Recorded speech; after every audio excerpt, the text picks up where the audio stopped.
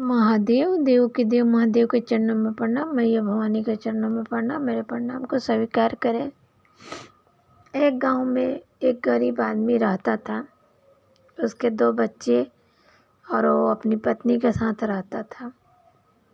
वो बहुत ही गरीब था, रोज़ कमाता था, रोज़ खाता था। जो भी जाता काम मेहनत मजदूरी करने उससे जो भी उसको पैसा मिलता उसी से अपना घर का राशन खर्चा ले आता। कुछ समय से ऐसा हुआ, सावन का महीना चल रहा था, बारिश वगैरह होने से उसको कुछ काम नहीं मिला,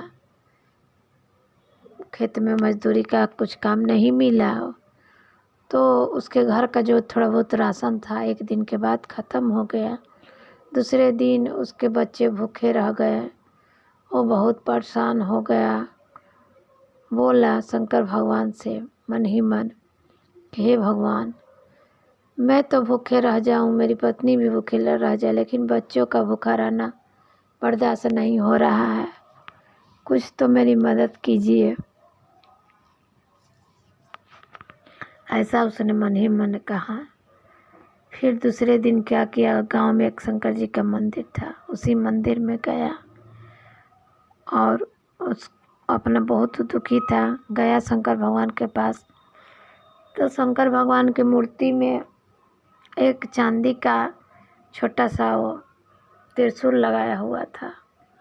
तो जाके अपना शंकर भगवान के चरणों में गिर गया, बहुत रोया, बोला कि मुझसे देखा नहीं जा रहा है, मेरे बच्चे भूखे हैं, मैं आपका ये त्रिशूल ले जा रहा हूँ, इसको बेच के मैं अपने बच्चों का पेट भर दूंगा, आप मुझे माफ़ कर दीजिएगा। ऐसा कह के उसने त्रिशूल को निकाल लिया। जब त्रिशूल को निकाल लिया और बाहर आ गया तो उसके मन में अंदर से उसकी आत्मा मतलब कि बोल रही थी कि ये सही काम नहीं है। अब वो क्या करे, रोते हुए फिर वापस गया और त्रिशूल जहाँ से उठाया था वहीं रख दिया और शिव गुरु के चरणों में गिर के रोने लगा। बोला हे प्रभु, मुझे माफ़ कर देना, मैं ये गलती नहीं करूँगा, बच्चों के भूख को देखा नहीं गया इसलिए गलती किया था। ऐसे कह के वो घर आ गया। जब घर आया तो उसकी पत्नी बोली कि आज भी कुछ नहीं लाए। वो बोला कि नहीं, आज भी कुछ नहीं मिला, ऐसे ही सब पानी पी पी के सो गए। जब वो सोए तो रात में सपने में शंकर भगवान आए। बोले कि कल सुबह आके तुम मंदिर के सीढ़ी पर बैठना। इतना ही वो सपने में दिखाई दिया, फिर वो जग गया। दूसरे दिन सुबह हुआ तो उसने अपनी पत्नी से सब बात कहा। पत्नी बोली ठीक है, जाइए। नहा धो के गया और अंदर शंकर भगवान की पूजा किया, फिर निकल के बाहर सीढ़ी पर बैठ गया।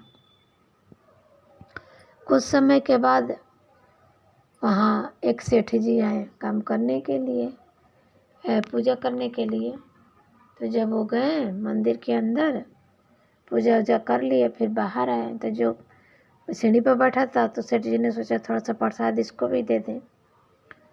तो सेठ जी जब पास में आए वो किसान के, तो बोले कि भाई इतना उदास होकर क्यों बैठे हो। तो सेठ जी ने कहा, और सेठ जी से वो बोला कि क्या करूं, मेरे बच्चे 2 दिन से भूखे हैं, मैं काम करना चाहता हूं लेकिन काम मिल नहीं रहा है, इसीलिए मैं यहाँ उदास बैठा हूँ। तो सेठ जी ने कहा कि मेरे पास मेरे मिल में काम करोगे, मेरे मिल में कपड़ा बनता है, सिलाई होता है।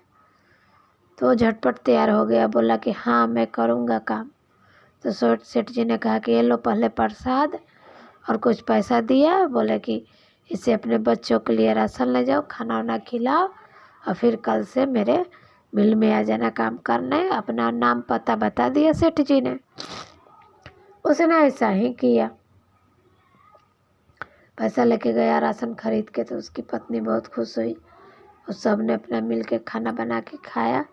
उसके बाद उसने कहा कि कल से मैं जाऊंगा काम से। सुबह उठ के ही वो अपना चल गया मिल में काम करने। मिल में वो बहुत सेठ जी के घर मन लगा के काम करता और सेठ जी का सेवा भी करता, जो भी ज़रूरत होता सेठ जी का वो सब करता। अब उस किसान की मदद से सेठ जी का ऐसा हुआ कि फैक्ट्री एकदम मेहनत से बढ़ने लगा, पूरा तरक्की होने लगा। सेठ जी ने कहा कि देखो, जब से तुम आए हो मेरे घर फैक्ट्री बढ़ गया है, ऐसा करो तुम अपनी पत्नी और बच्चे को भी यहीं ले आकर रखो। मेरी सेठानी है, उनका तबीयत ठीक नहीं रहता है, उनका भी मदद हो जाएगा और तुम भी अपना रोजाना जाना नहीं होगा, यहीं पर रहना। किसान तैयार हो गया। दूसरा दिन अपने गया पत्नी और बच्चा को लेके। तो पत्नी और बच्चा को लेके तो उसकी पत्नी खूब सेठानी का सेवा करती। सेठानी थोड़ा तबीयत खराब रहता था तो खूब सेठानी का सेवा करती, अपना खाना पीना घर का सारा काम करती किसान की पत्नी। सेठानी बहुत खुश थी किसान की पत्नी से, और इधर अपना सेठ जी भी खुश थे। एक दिन सेठानी की पत्नी का बहुत तबीयत खराब हो गया था। वो बोली कि लग रहा है मुझे जाने का समय हो गया है, हमारे तो कोई बच्चे हैं नहीं, ये लोग तो हम बच्चे से भी बढ़कर हमारा सेवा किया है। आप ऐसा कीजिएगा, जो भी हमारा धन संपत्ति है इन लोग के नाम कर दीजिएगा। ऐसा कह के दूसरे दिन सेठ जी की पत्नी का मृत्यु हो गया, वो चली गई। अब सेठ जी दुखी रहने लगे, धीरे धीरे उनका भी स्वास्थ्य खराब होने लगा। कुछ समय के बाद सेठ जी बहुत बीमार हो गए, बेड पकड़ लिए। लेकिन वो किसान उनका बहुत अच्छा से घर व्यापार उनका सेवा भी करता, बहुत मेहनत से घर संभाले हुआ था। तो सेठ जी ने उसको बुला के कहा कि देखो, मेरा अब तबीयत खराब हो रहा है, पता नहीं मैं जीऊँगा कि नहीं, इसलिए मैं अपना सारा धन संपत्ति तुम्हारे नाम कर रहा हूँ। किसान रोने लगा, बोला मालिक ऐसा मत कीजिए, मैं तो आपके चरणों में रहना चाहता हूँ, मैं धन संपत्ति का क्या करूँगा।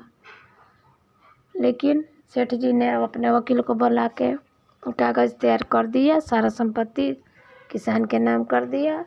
कुछ ही दिन के बाद सेठ जी भी मर गए। अब सारा धन संपत्ति इसके किसान का हो गया। अपना धनी हो तो हो ही गया, लेकिन उसी धन संपत्ति से इसने बहुत सा पाठशाला, मंदिर या बूढ़े लोग के लिए, जो गरीब लोगों के लिए अनाथालय बनाया।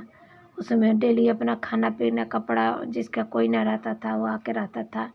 सेठ जी के नाम से ही बहुत सारा इसने सब खोल दिया और इसका भी किस्मत चमक गया। तो देखिए गुरु भाई बहन, भगवान शिव को गुरु बनाइए, वो हर किसी का मदद करते हैं। मैं तो यही कहूँगी कि शिव में जो शक्ति है वो उसको पहचानिए, शिव के गुरु में जाइए, शिव को गुरु बनाइए, शिव के चरणों में जाइए। हर हर महादेव।